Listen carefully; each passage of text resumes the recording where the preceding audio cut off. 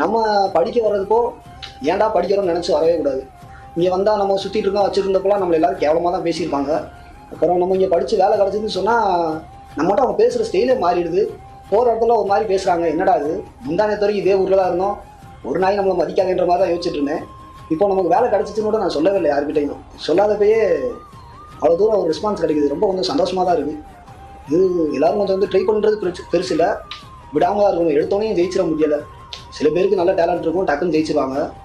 நமக்கு அந்தளவுக்கு டேலண்ட் இல்லை, நமக்கு கொஞ்சம் டெத் ஸ்லோவாக போயிடுச்சு. இருந்தாலும் விடாமல் இதே ஃபீல்டில் அப்படியே இருந்ததோட கண்டினியூட்டி இன்றைக்கி வேலை கிடச்சிருச்சு.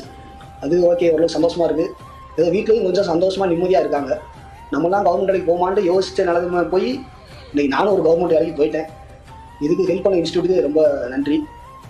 இங்கே வந்து நம்ம படிக்க வரோம் அப்படின்றத தாண்டி தொடர்ந்து படித்தா மட்டும்தான் ஜெயிக்க முடியும். வந்தோம், கிளாஸுக்கு வந்தோம், போனோம், ஒருத்தவங்க சொல்லி கொடுத்தாங்க வச்சாங்க, இதெல்லாம் ரெண்டாவது பட்சம் தான். யாருனாலுமே சொல்லிக் கொடுக்குறத கரெக்டாக ஃபாலோ பண்ணணும். ஒரு வே இருக்கும், அந்த வேயை கரெக்டாக பிடிச்சி போய்கிட்டே இருக்கணும். நம்ம அந்த வேயை விட்டு மாறணும் அப்படின்னா நமக்கு கஷ்டம் தான். ஆனால் இன்னும் கண்டினியூட்டி தான் ரொம்ப முக்கியம். தொடர்ந்து முயற்சி பண்ணணும், விடக்கூடாது. இதை விட்டு வெளியே போயிடக்கூடாது. இவ்வளோ தூரம் வந்திருப்போம், நம்ம கிடைக்கல வைக்கணும், வெளியே போயிட்டா அவ்வளோதான். அது இன்னும் வருஷம் போயிடும், செலவு பண்ண பணமும் போயிடும், நிம்மதியும் போயிடும். அப்புறம் போய் கஷ்டப்படணும். அதுக்கு ஒரு வேலையை வாங்கிட்டு போகணுன்னு கண்டிப்பாக இருக்கணும். வேலை கண்டிப்பாக கிடைக்கும்.